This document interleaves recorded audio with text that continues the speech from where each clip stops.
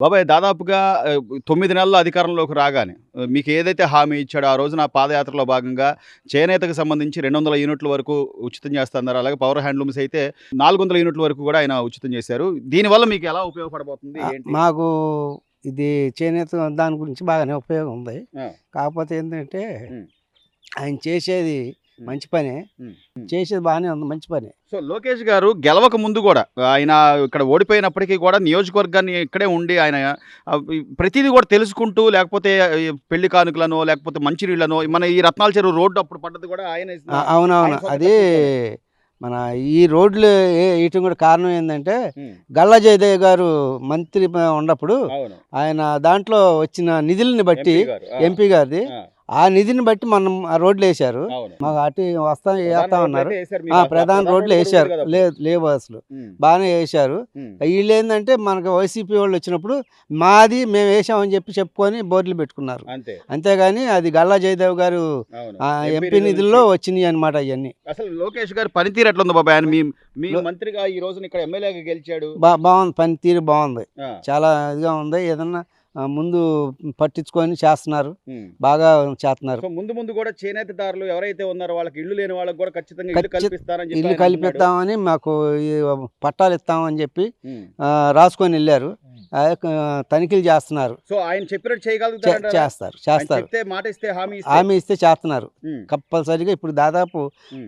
లేని వాళ్ళకి కూడా మా వికలాంగులకు కానీ వీళ్ళకి కానీ అవును. బళ్ళు ఇవ్వటం, హ్మ్. ఈ చాలా చాలా టిఫిన్ బళ్ళు ఇవ్వటం ఇట్లాంటివి చాలా చేశారు. మీకు రాట్నాలని గాని. రాట్నాలు కానీ అవన్నీ ఇచ్చారు మాకు కూడా. హ్మ్. చాలా మంచి పనులు చేశాడు హ్మ్. ఇప్పటి వరకు మటుకి. హ్మ్.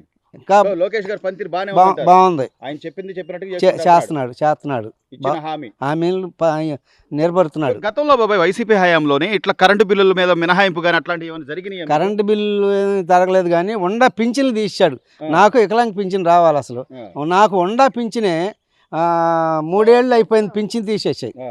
ఏదో నేను చేసుకోలేక ఆ. ఏదో అవి నేను తోడు చేసుకుంటా మరి నేర్చుకుంటున్నా. నేను ఎంతో గొప్పగా చేశాను ఇంకా ఏం చెప్పుకోవాలి చెప్ అసలు కనీసం వాళ్ళకి అసలు మనస్సాక్షి అనేది. వాళ్ళకి మనస్సాక్షి కాదు కదా, ఉమ్. మనుషులే కాదు వాళ్ళు. ఉమ్.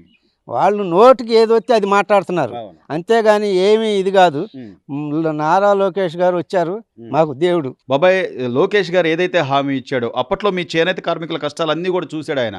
గుంటల్లోకి నీళ్ళు వచ్చినప్పుడు ఆర్థిక సాయం అని కానీ లేకపోతే గెలిచిన తర్వాత ఈ రాట్నాలని కానీ ప్రతిదీ కూడా చేనేత కార్మికులకు ఆయన ఎలాంటి భరోసా ఆయన ఇస్తున్నాడు? గెలవపోయినా ఆయన చేసాడు, రోడ్లు వేసాడు, ఉమ్.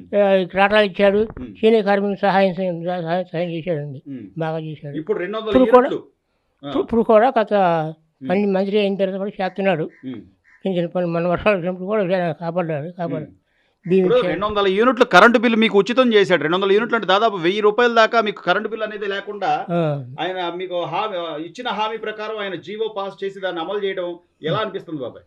బాగానే అనిపిస్తుంది, ఉమ్. బాగానే ఉంది. ఇంకా ఎప్పటి నుంచి బాబాయ్ మీరు ఎప్పటి నుంచి చేస్తున్నారు ఇది ఈ చేనేత వృత్తి ఎప్పటి నుంచి ఉన్నారు? ఇప్పుడు నుంచి అండి 30 సంవత్సరాల పైన 40 సంవత్సరాల దగ్గర ఉమ్. ఉమ్. 40 ఏళ్ళ నుంచి చేస్తున్నాను. అంతా చేతుల మీద కష్టమే. చేసింది కష్టమే. ఆ. మీ చీరలకు కూడా ఆయన ప్రచారం కల్పిస్తున్నారు. పెద్ద పెద్ద వాళ్ళ దగ్గరికి వెళ్ళినప్పుడు చీరలు ఇవ్వడం కానీ వాళ్ళకి మా మంగళగిరి చీరలు అండి మా చేనేతదారులు నేసినవి అని చెప్పి ఆయన ప్రచారం కల్పించడం కానీ. లోకేష్ గారు ఉంటే ఈ చేనేత కార్మికుల భవిష్యత్తు బాగుంటుంది. చాలా బాగుంటుందండి. లోకేష్ గారు ఉంటే చాలా బాగుంటుంది, చూస్తున్నాడు బాగానే మమ్మల్ని. చేనేత కార్మికులు అంటే బాగా అభిమానంగా చూస్తున్నాడు. అప్పుడు ఓడిపోయినప్పుడు కూడా అప్పుడు కూడా చూశాడు. జనం వచ్చి రాటాలు రోడ్లు పోయటం అని చేశాడండి.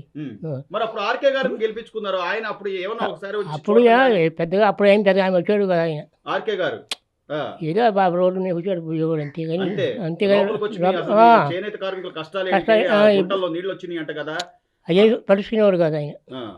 సో అందుకే కావాలని ఇప్పుడు ఈ లోకేష్ గెలుపుకున్నాం అంతే. ఇప్పుడు సహాయం చేశాడు కాబట్టి మేము మీ ఓట్లేసి గెలిపించుకున్నాం అందరం. ఇంకా బాగుంటుందని అనుకుంటున్నామండి. లోకేష్ ఎమ్మెల్యేగా ఉన్నాడు, మంత్రిగా కూడా ఉన్నాడు. అదే బాగుంటుందని బాగా చేస్తాడని అనుకుంటున్నాం.